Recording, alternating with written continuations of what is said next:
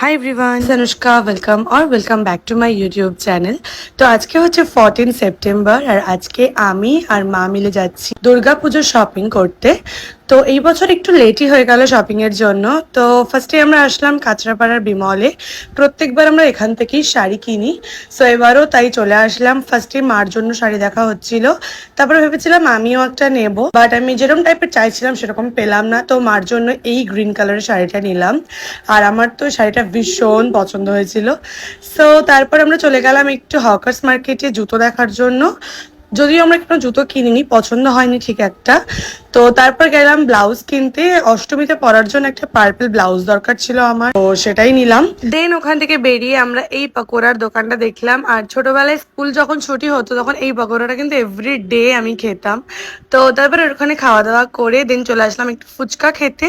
তারপর আগমনী বাসন্তীতে এসেছিলাম একটু স্যুট দেখার জন্য। দেন অনেক জুয়েলারি শপিং করলাম স্ট্রিট থেকে, তারপর রোল খেলাম, দেন ট্রেন ধরে চলে আসলাম বাড়ি। So that's it for today, by.